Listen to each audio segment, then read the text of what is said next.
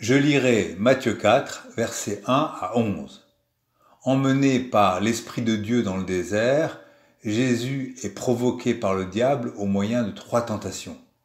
Voilà ce qui est écrit en Matthieu 4, versets 1 à 11. Alors Jésus fut emmené par l'Esprit dans le désert pour être tenté par le diable. Il jeûna 40 jours et 40 nuits, puis il eut faim. Le tentateur s'approcha et lui dit : « Si tu es le Fils de Dieu, ordonne que ces pierres deviennent des pains. » Jésus répondit : « Il est écrit, l'homme ne vivra pas de pain seulement, mais de toute parole qui sort de la bouche de Dieu. » Le diable le transporta dans la ville sainte, le plaça sur le haut du temple et lui dit : « Si tu es le Fils de Dieu, jette-toi en bas, car il est écrit, il donnera des ordres à ses anges à ton sujet, et ils te porteront sur les mains, de peur que ton pied ne heurte contre une pierre. » Jésus lui dit : « D'autre part, il est écrit, tu ne tenteras pas le Seigneur ton Dieu. » Le diable le transporta encore sur une montagne très haute, lui montra tous les royaumes du monde et leur gloire, et lui dit : « Je te donnerai tout cela, si tu te prosternes et m'adores. » Jésus lui dit : « Retire-toi, Satan, car il est écrit, tu adoreras le Seigneur ton Dieu, et à lui seul tu rendras un culte. » Alors le diable le laissa, et voici que les anges s'approchèrent de Jésus pour le servir.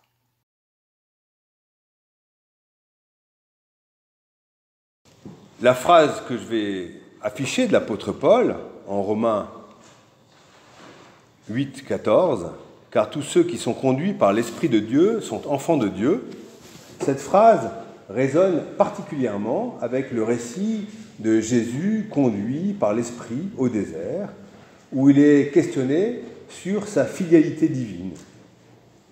Je pense que cette phrase nous concerne, nous qui sommes venus ce matin pour écouter principalement la parole, car j'estime que les textes qui nous sont transmis sont principalement là pour notre édification. Du coup, la question de savoir ce que veut dire être enfant de Dieu et comment savoir si nous sommes conduits par l'Esprit de Dieu est importante, et le récit de la tentation de Jésus peut nous apporter des éléments de réponse qui permettront d'orienter notre vie. Le récit de la tentation exprime l'événement dans lequel Jésus est conduit au désert par l'Esprit de Dieu pour être tenté par le diable. Alors, qu'est-ce qui a amené cela ? Je pense que tout commence un peu avant, au baptême de Jésus par Jean le Baptiste. Et si la puissance du baptême de Jean est d'appeler à une véritable conversion, à un changement radical dans la vie et dans le comportement du croyant, au risque d'être éliminé comme l'arbre que la hache est prête à couper, le Baptiste en minimise lui-même la force en la relativisant au profit d'un autre baptême dans l'Esprit Saint et le feu. Ce baptême dans l'Esprit Saint et le feu sera accompli par une personne pour laquelle Jean le Baptiste a une très haute estime, une très haute opinion, si bien que Jean se considère lui-même pas suffisamment convenable pour être son esclave. Pour le lecteur de l'Évangile, pour le chrétien, pour nous, cela paraît tout à fait cohérent, puisque nous savons que cette personne qui baptise d'Esprit Saint et de feu, c'est Jésus, que nous avons lu que ce Jésus a été conçu miraculeusement de l'Esprit Saint au sein même de la matrice de Marie, et qu'il est notre Seigneur. Toute cette construction hiérarchique entre Jésus et Jean, que nous trouvons normale, est aussitôt récusée, déconsidérée, par l'arrivée de Jésus venant de lui-même se faire baptiser par Jean. Si la résistance de Jean à la demande de Jésus nous semble logique, elle n'est pas acceptée car Jésus fonde sa demande de baptême sur le fait qu'il leur permettra d'accomplir toute justice, c'est-à-dire ce que veut dire le terme toute justice, ou accomplir toute justice, l'accueil et la mise en œuvre de la volonté de Dieu. Cela aussi est confirmé aussitôt lors du baptême de Jésus par ce qui s'y passe, car pendant le baptême, il reçoit l'Esprit de Dieu et il est déclaré par une voix du ciel, c'est-à-dire Dieu, comme étant son Fils bien-aimé.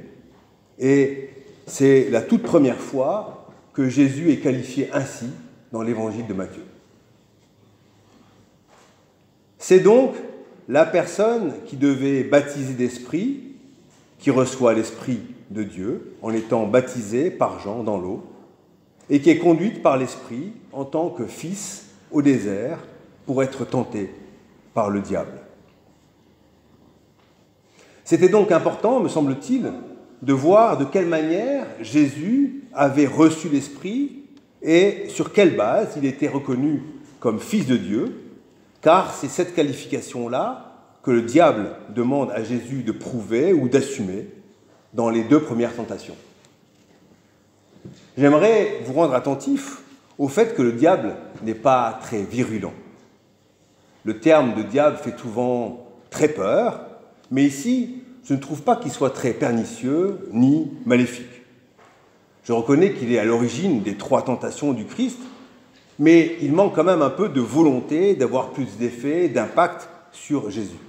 Par exemple, avant de demander de changer les pierres en pain, lui qui peut transporter Jésus en haut du temple, aurait pu lui provoquer des crampes d'estomac avec un énorme gargouillis, lui faire parvenir des bonnes odeurs, style viennoiserie que l'on sent dans les couloirs du métro et dans les gares.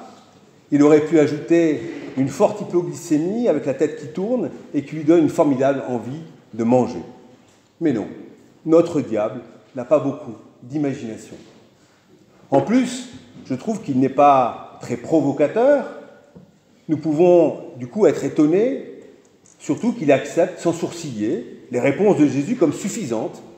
Il n'a aucune idée sur la manière dont il pourrait accentuer la pression sur Jésus.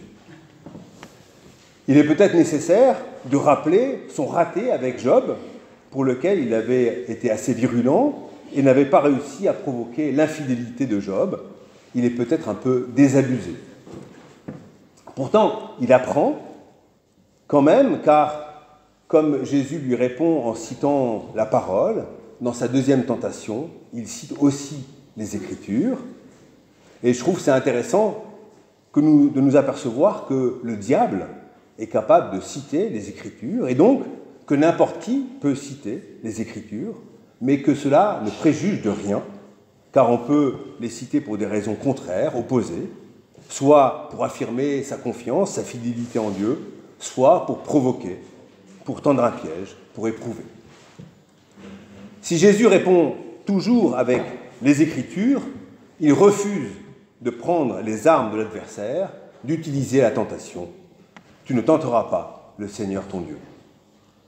Du coup, avec cette manière d'être du diable, j'ai l'impression qu'ici, le diable joue surtout le rôle de faire valoir de la capacité de Jésus à vivre dans le monde en tant qu'être humain, fidèle de Dieu.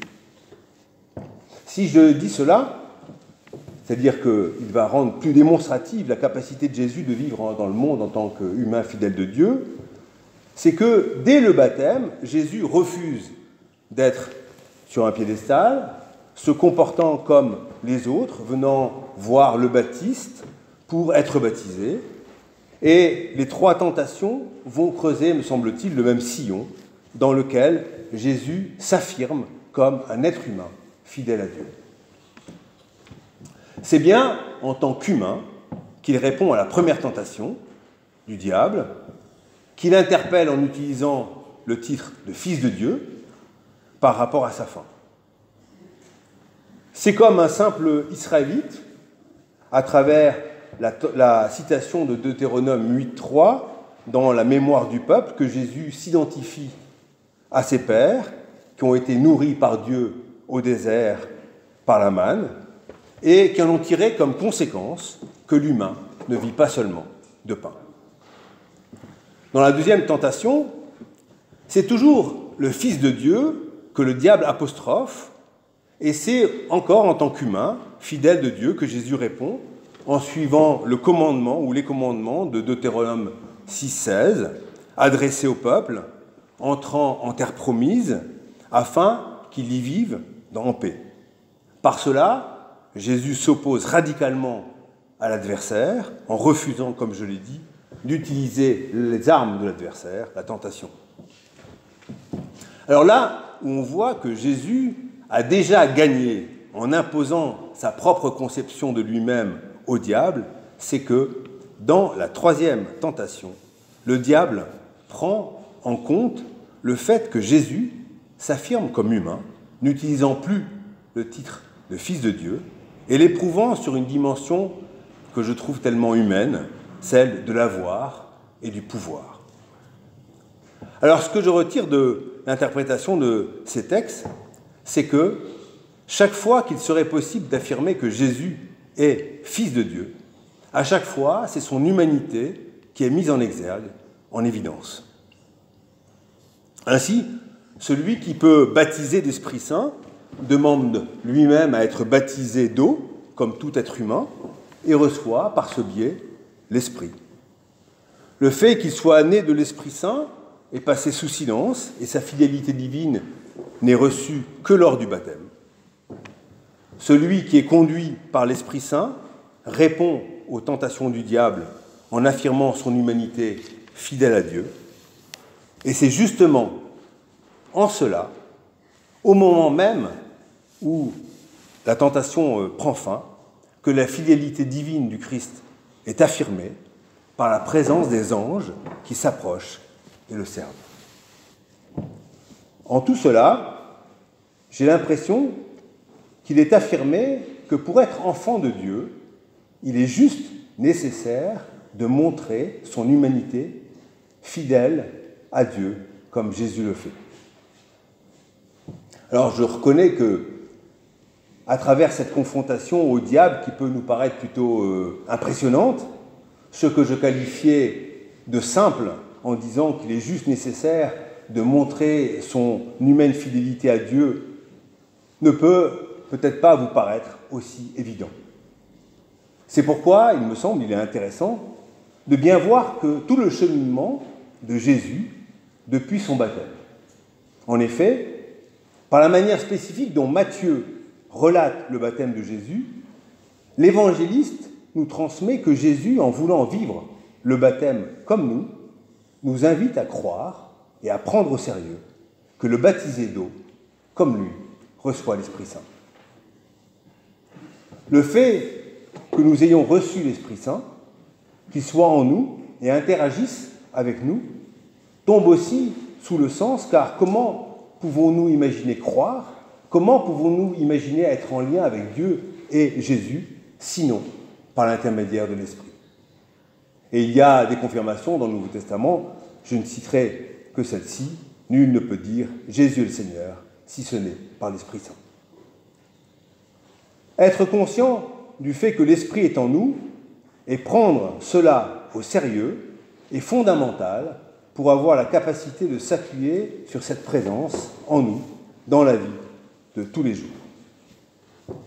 Alors l'Esprit peut nous conduire dans la vie pour la vivre totalement, en vivre toutes les dimensions, les joies, les bonheurs et aussi les épreuves et les tentations. C'est pour ces dernières que nous avons peut-être plus besoin de l'aide de l'Esprit.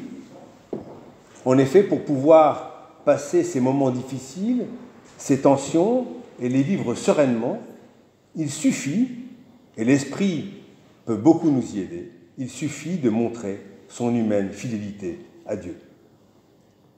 La vie, on ne peut pas vraiment la changer. Elle s'impose à nous, et elle s'impose à chacun, et il y a une profonde inégalité entre les êtres, entre les personnes, entre les situations.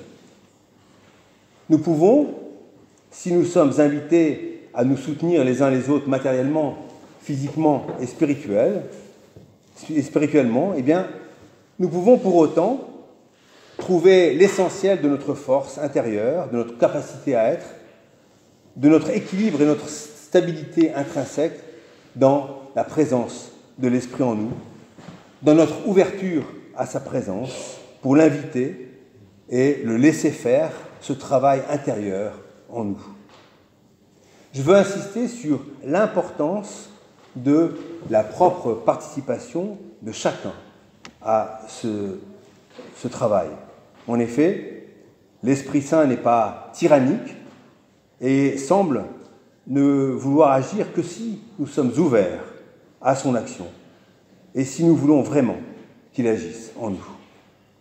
En conséquence, le travail intérieur d'union avec l'Esprit, de volonté d'agir de concert, bien ensemble, est absolument nécessaire pour être conduit par l'Esprit. L'Esprit est aussi ce qui nous unit les uns avec les autres, les frères et sœurs en Christ, comme enfants de Dieu, et il est donc possible de nous soutenir en nous regroupant ensemble par l'Esprit et d'augmenter par synergie notre conscience et notre pouvoir d'action. Comme pour Jésus, pour nous, pas besoin de montrer que nous sommes enfants de Dieu, pleins d'Esprit Saint en étant forts, dominants, dominateurs, mais en étant juste des humains, fidèles à Dieu, face aux épreuves de la vie. L'Esprit nous remplit d'humanité, de simplicité, d'humilité. Enraciné de tout notre être dans l'Esprit, c'est la constance de notre humaine fidélité à Dieu, aussi devant les épreuves, qui nous fait vivre ce que nous sommes, enfants de Dieu. Amen.